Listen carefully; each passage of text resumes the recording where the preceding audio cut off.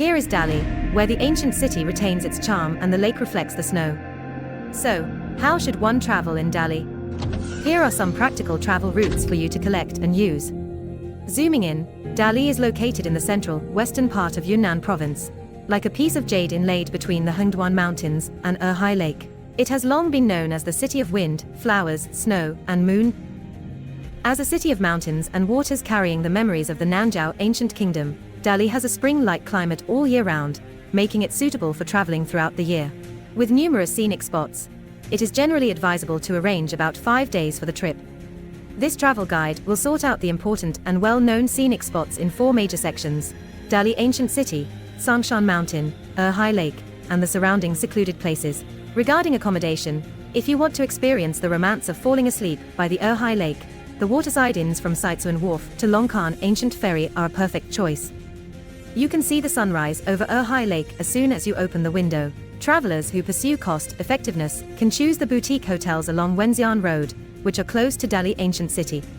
Staying in Dali Ancient City not only offers convenient travel, but also allows you to feel the charm of the ancient city at any time. Inns of various styles are lined up in rows, with everything you can think of. There are several train stations in Dali, mainly including Dali Station and Shangyun Station.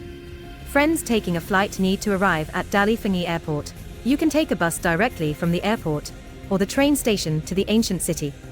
On the first day, start from Dali Ancient City.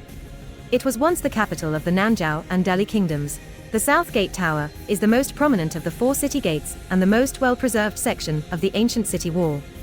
Climbing up the wall and looking into the distance, the Sangshan Mountain in the west looms in the distance, stretching continuously. After passing the South Gate Tower, you will reach Fuxing Road, which is the commercial center of the ancient city, connecting the South Gate Tower and the 3 Pagodas Gate. Strolling along it, on both sides are the antique bi-ethnic style buildings and bustling modern shops, making you indulge in the unique atmosphere of the intersection of history and modernity. The Wuhua Tower spanning over Fuxing Road is a landmark of the ancient city, carrying a 1,000-year-old history. The building is elegant and grand. Standing on the tower and overlooking the checker-board-like pattern of the ancient city, most of the buildings have bi-ethnic characteristics, with green tiles, white walls, upturned eaves, brackets, and painted beams, showing the traces of time. Continuing north, you will come to Yangren Street, originally named Huguo Road. It got its name because the people of Yunnan opposed Yuan Shikai's self-proclamation as emperor and launched the National Protection Campaign in the early days of the Republic of China. Since the 1980s, a large number of foreign tourists have flocked to Dali, and many shops serving foreigners have gradually been opened here. So it is full of exotic flavors, and is thus called Yangren Street. Continuing the tour, arrive at Renmin Road. The street is lined with creative shops, showing a unique artistic atmosphere.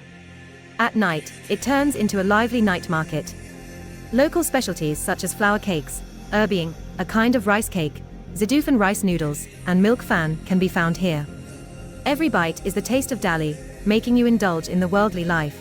In addition, other scenic spots on both sides of the street also have their own characteristics. You can go according to your interests, such as Yua Garden, with pavilions, terraces, and clear lake water, is a great place for a leisurely stroll. Jian Gongzi, which preserves complete Qing dynasty buildings, and is a representative of the bi-ethnic clan temple in Dali. The Confucian Temple, which combines the bi-ethnic architectural style and carries a profound Confucian cultural heritage. The Catholic Church, which integrates the Han ethnic and Western Gothic architectural styles. Honglongjing, where the gurgling well water runs through the street and is known as the Bar Street of Dali Ancient City. The Presidential Horse and Infantry Grand Marshal's Mansion, which was transformed from the Governor's Mansion after the peasant uprising in the late Qing dynasty. The Bedsheet Factory Art District, which was transformed from an old factory building and has a unique artistic style. On the second day, we head to Sangshan Mountain. There are 3 cableways in the direction of Erhai Lake. The Zimatan cableway in the middle can take you to Zimatan.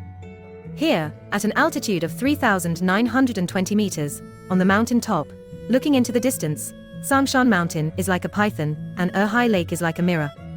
The sky, light, clouds, and shadows create a dream-like scene. The Zhonghe Cableway and the Gantong Cableway on both sides are connected to the Yudai Yunyu Road, a stone-paved walking path, at an altitude of 2,600 meters on the mountainside. Usually, we take the Zhonghe Cableway up, pass through scenic spots such as Fengyang Cave, Elview Stream, Kilongdi Pool, and Yunnan Pine, and reach Qingbi Stream. Then we take the Gantong Cableway down. The whole journey is 9.5 kilometers on foot, taking about 5 hours.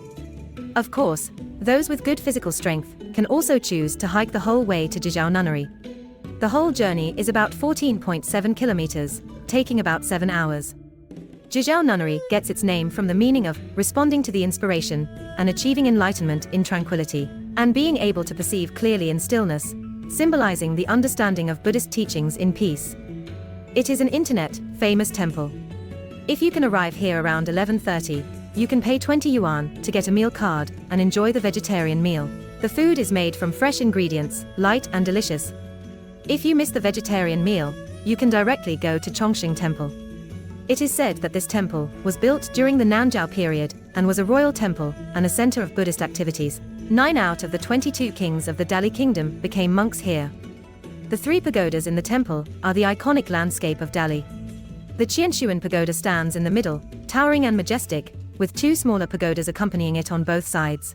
After thousands of years of wind and rain, they still exude an ancient charm, carrying the profound historical culture of the Nanzhao and Dali kingdoms. 1 kilometer away is the 3 pagodas reflection park. The water in the pond is clear, perfectly reflecting the majestic appearance of the 3 pagodas. With the gentle breeze, the reflection sways, presenting a beautiful picture. On the 3rd day, you need to get up early and rush to Caicun Wharf.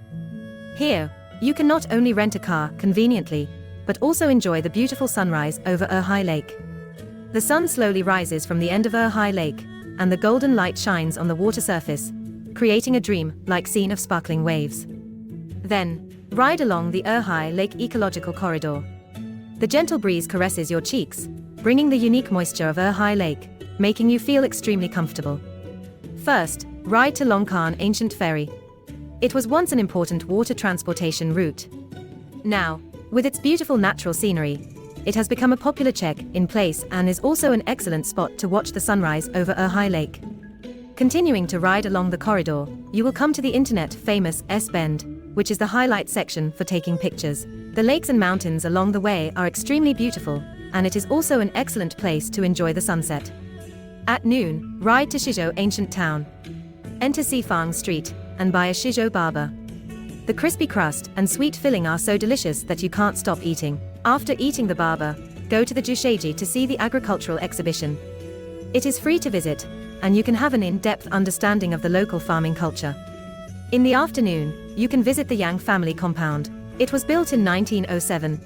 It is composed of 3-sided houses with a screen wall, from north to south, and 2 quadrangles with 5 patio courtyards, which is a typical bi-ethnic mansion. The rice fields here are also a major highlight. The scenery varies in different seasons, as if you are in a pastoral painting. Just press the shutter casually, and you can get a beautiful picture. In the evening, go to Haishi Park to explore this secluded place by Erhai Lake. The couple tree and the wetland set off each other, creating a charming scenery. However, some areas may be closed, so you need to check in advance. On the 4th day, you can rent a car in Delhi Ancient City and start today's drive along the east line of Erhai Lake. Driving along the road, passing by Ideal State, there are Mediterranean-style buildings here. The blue and white color combination is very romantic, and it is a popular place for taking pictures. It is recommended to arrive early to avoid the peak of the crowd. Continuing forward, come to Luoquan Peninsula. It is surrounded by water on 3 sides. The Tianjing Pavilion stands on the cliff, and the Luoquan Pagoda towers into the clouds, contrasting with Tsangshan Mountain and Erhai Lake. Then arrive at Shuanglang Ancient Town, which is a good place to enjoy the scenery of Erhai Lake. To visit Yang Liping's Sun Palace, you need to make an appointment in advance. It is built by the lake with a unique decoration. You can sit inside, drink tea, and enjoy the scenery of Erhai Lake, enjoying a leisurely time. In the afternoon, take a boat to Nanzhao Customs Island by the Erhai Lake. The small island lies quietly among the blue waves, surrounded by blooming flowers and lush greenery. Everywhere you look, there is a poetic lakeside view, making you intoxicated. Then you can turn back and go to Xiaopuchutuo along the Erhai Lake. On the blue waves of Erhai Lake, Xiaopuchutuo is like a pearl in the world. The small temple on the island is delicate, with curling incense. Red-billed gulls come fluttering, either perching on the temple eaves or flying across the lake surface, which is very lively and charming. In addition to these 4-day itineraries, there are also many scenic spots around the core scenic areas that you can visit according to your interests, such as the Butterfly Spring, which is a wonder of nature and has a special place in the hearts of the older generation. Jucheng, the hometown of tie dyeing and the birthplace of the intangible cultural heritage by ethnic tie dyeing. The Qianlong Babu Film and Television City, suitable for fans of Jin Yong's martial arts novels to check in. Zhong's Garden, a bi-ethnic folk house known as the #1 garden in Yunnan. The Erhai Moon Wetland, where the moon shadow sways on the lake surface at night. If you have enough time, there are also many scenic spots in more distant places worth exploring. Jizu Mountain is a famous Buddhist holy land and the Bodhimanda of Kasyapa Bodhisattva. It gets its name because its mountain shape is like a chicken's foot. The mountains are lush with vegetation, and temples such as Zhuxing Temple and Jinding Temple on the mountain have a long history. Weishan Ancient City is the birthplace of the Nanzhao Kingdom. It has a square layout with vertical and horizontal streets, and antique buildings are lined up in rows. Strolling through it, you can feel the rich flavor of life and the mellow years. Well, that's all for the Dali Travel Guide. If it helps you, give it a like, a coin, or collect it for future use. If you want to see more wonderful travel guides, you might as well follow me. See you next time, bye.